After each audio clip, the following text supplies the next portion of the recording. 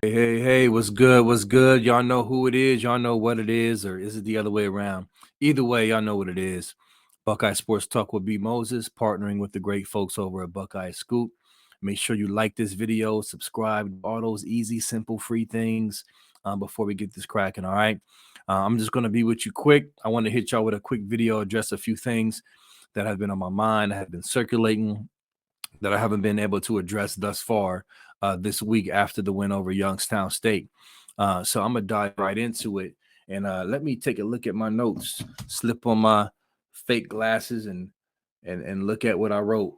But first and foremost, Kyle McCord, he is the starter. I thought for anybody with an objective view of the game who watched the game objectively, regardless of what team or camp or tribe you ascribe to in a quarterback race, I think it was pretty clear to those being reasonable that Kyle McCord earned a starting spot, and he was just better. You can say not that much better if he went, but he was better. He showed more consistency. He showed more poise. I know some will argue, well, Devin Brown didn't have enough time to show more poise. Well, listen, this has been a race since fall camp. Listening to Coach Day talk about being honest about the race, went back and forth, but towards the end of fall camp, Kyle McCord showed more consistency. I think we saw that consistency on the field. Now, with that said, I saw some good things from Devin Brown as well. He made a couple of good throws, scrambled out of the pocket, throwing on the run. He stood in the pocket and threw that nice ball to Carnell Tate.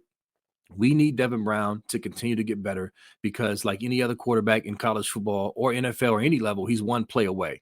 So this is not a yay, Kyle McCord and Devin Brown sucks. I told you. No, this is a hey, we need both these guys to be ready to play. We need Kyle McCord to get most of the snaps now and focus on getting him prepared for the season, and namely Notre Dame. Period. That's what this is about. And I've seen some people, make little smart comments about Day saying, he's still going to try to play Devin Brown and basically spin it as, well, he still doesn't trust McCord. I don't see it that way at all. I see it as him trying to keep Devin Brown engaged because he may be needed, and he also needs to improve. And he's shown that he has earned time to play as far as him doing well in fall camp.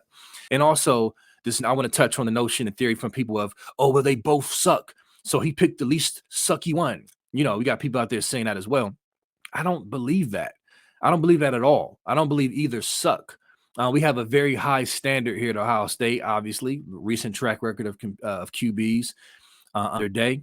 And so I get that the standard is high. So anything that doesn't remotely look like that after two starts, you want to pitch them in the trash. But I don't believe either one of these young men suck at all. I believe they both have talent, and they need to grow like any other young QB who hasn't started a lot of games.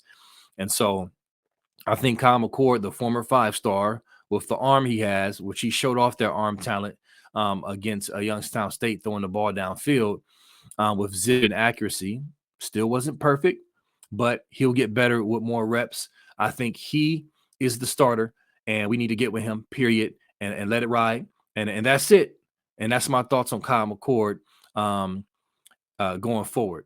All right, so after the Indiana game, one of the things that I observed and that I mentioned on the video with Kirk is I felt that the game plan came off a little fall practicey, a little scrimmagey. Like, hey, we're overmatching this team. We're confident we can win this game. Let's go out here and work on some things that we have struggled with in the past. So we need to get some really good quality live reps on film. And I think we did just that. And I explained that with the heavy looks, the 2 tight ends, even sometimes 3 tight ends, different personnel groupings, things like that. It looked like a fall practice. Hey, let's work on some things, try some things. So understanding that going into that game, and then even the Youngstown State game was also a little bit of that as well. My perspective, and just let me back up, and I'm hoping this helps somebody, because yes, I'm a big fan. I love Ohio State. I watched the games. I want to see, explosiveness and I want to be entertained, but I also tend to set that to the side. And I typically watch games in the mindset of a coach, um, and not just merely a fan, because that's just who I am. I analyze. I want to know what is really going on. I don't want to just go off of my emotion and frustration in the moment of what I want to see and 50 points and all that. When you step back and look at what Ryan Day has been doing and the coaching staff and has been saying, I think it will help you more properly assess what we're dealing with right now. And he even said in his presser, the last presser, in response to one of the questions, he talked about how he's learning that, he basically in a roundabout way said you can't build Rome in one day, but he was talking about building towards the goals and how basically what they're doing is just that. And my interpretation was he's not caring about what fans think or how many points we should score or what they want to see per se, but it's about what this team needs, what they need to work on, and they're building for the long run. I think basically he was saying he's learning that as still a young coach, and his experience thus far. And that's what I see. I see him saying, there's no need to come out with that Georgia fire on the sideline for Indiana and Youngstown State, because it's just not, there's no need to peak that early. There's no need to do that right now when we're trying to, he mentioned setting the foundation or, creating a foundation. I forget the wording, but he used foundation. And that's I agree 1000% with that. It's not always going to look pretty when you're doing that. And I didn't even mention breaking in a new quarterback and 3 new O linemen. I mean, that's a part of it. So I'm trying to give y'all some perspective. Some of those who are spazzing out and, kind of overshooting, in my opinion, if you look at it from that viewpoint, it kind of helps to settle things a little better for you, in my opinion, of your expectations. Because if you understand what you're seeing in these games, then it kind of gives you perspective. So just wanted to really mention that to hopefully help some people, because I see a lot of people struggling with that.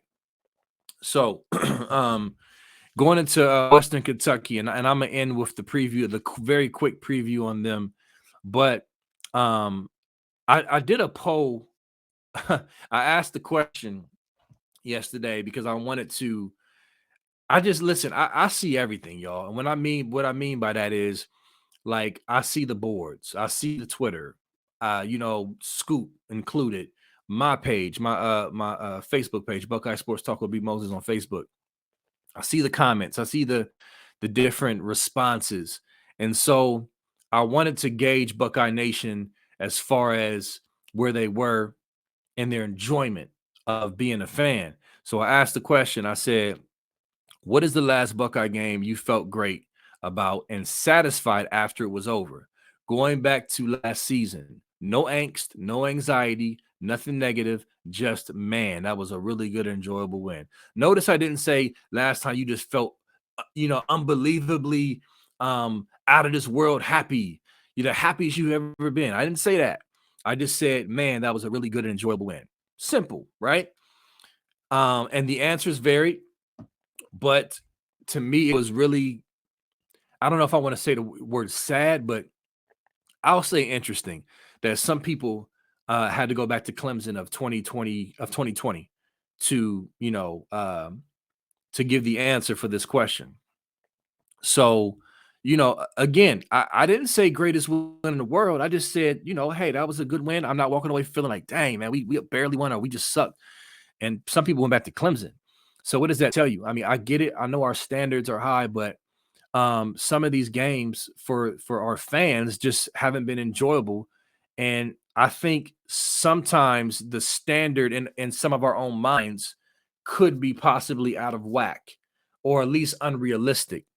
And to the point where if I was to diagnose or recommend, if I was like a physician, I would say, don't watch for a year or something. Like some fans is just like, dude, is your mental health okay? Because it doesn't seem like you're enjoying this. No matter the fact how many games Ohio State has won over the years, and we're one of the most consistent top 5 programs, all the other stuff. Other fan bases outside of Bama, Georgia, and a few others would kill to have our track record. But yeah, some of our fans, and I would even say a good amount of our fans, unfortunately, don't seem to be enjoying it.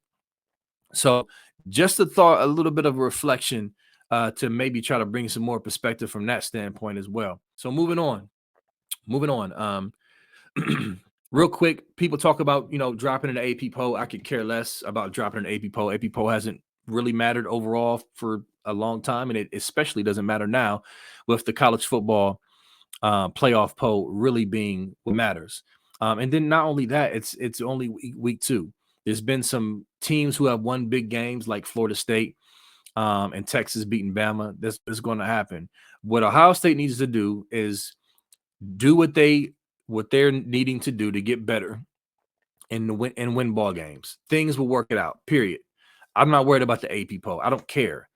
Just win. Period. So I'll end with the quick acknowledgement of Western Kentucky.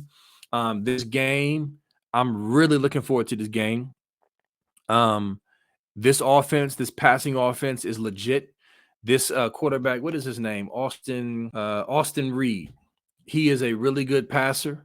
He's projected as an NFL talent. He was the #1 passer in the entire country last year. So this is not some slouch. And the receiver, receiver Malachi Corley is a really good player as well. So they have a really good passing attack. They put up a lot of yards and points, against their opponents. They did well against Auburn last year. Yes, this is a mid-major team, but this is not a pushover on offense. Our secondary will be tested, and I'm looking forward to it, to seeing how they do in coverage.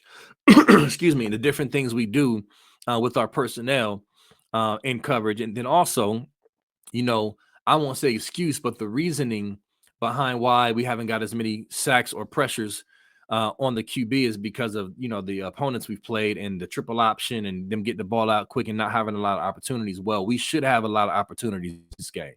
So I really want to see JTT, Sawyer, and the ends, and the D-line in general, get after the quarterback and disrupt and see how our secondary holds up against their passing attack. This is a legit passing offense we're going up against. I think it's a perfect test before we go to the South Bend in a little over a week. So I'm expecting, I would say I will be cool.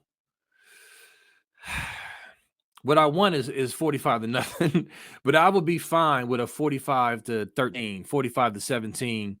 And obviously, depending on how the game flows, 17 points is still not a lot of points at the end of the day against a really good passing attack. But I want to see this defense stand up and show and prove that, hey, we're going to the next level. We got better personnel. We understand the scheme better. And I want to see that. That's what I want to see against this Western Kentucky team going into South Bend. Holla at y'all soon. Go Bucks. Beat the Hilltoppers. I think it's the Hilltoppers, right? Right? Beat them. All right. Peace. 1, 2, 3, 4.